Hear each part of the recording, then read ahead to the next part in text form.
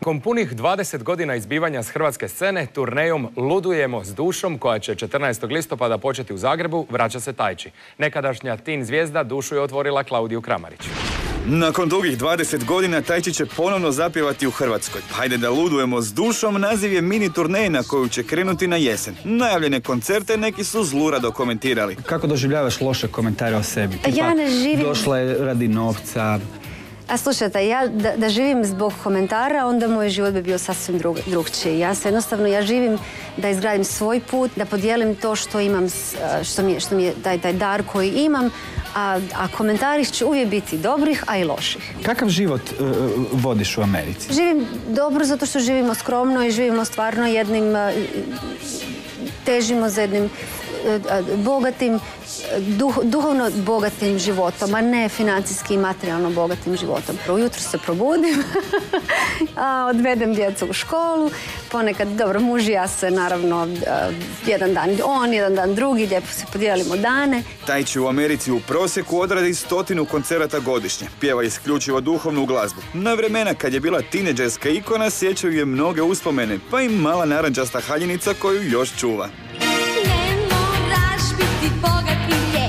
Prvi album prodala je u 300.000 primjeraka. Bilo joj je 19 kad su sve tineđerice željele izgledati poput nje, a djevojčice se igrale lutkama izrađenima prema njezinom liku. No Tajči se na vrhuncu slave odlučila povući i odseliti u Ameriku. Ja nisam išla stvarno za slavu, tako da kad sam je ostavljala, nije mi bilo žao. Javnosti danas spekulira o razlozima njezinog naprasnog povlačenja. Prema nekima, Tajči nije željela imidž seks ikone koji joj je nametnut. I onda sam shvatila da i taj imidž te Tajči, koja je postala više imidž nego osoba, da će me jednostavno ugušiti. O šuškanjima kako se povukla jer nije dobivala onoliko novaca koliko je zaslužila, ni danas ne voli govoriti. Priča se kako su na projektu Tajči svi zarađivali više od same pjevačice. Rađe volim to sve zaboraviti i uopće ne petljati se u to.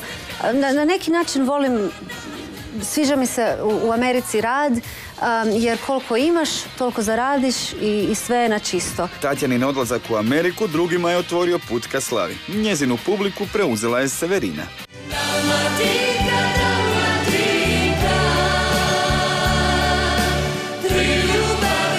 Ja se sjećam nje kad smo se upoznale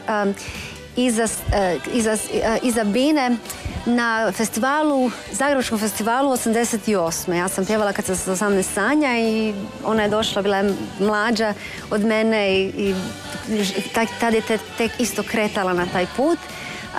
I bila mi je jako draga kako mlada djevojka. Stara je mati išla za menom, nemo u zemlju glede. I ni mogla znati kaj zbiram u duši i sakaj od U Ameriku je otputovala s $400 u novčaniku. Da bi se prehranila, nije se libila prati podove, suđe po restoranima i raditi kao garderobjerka. Kako nisam imala radnu vizu za Ameriku, onda sam mogla samo raditi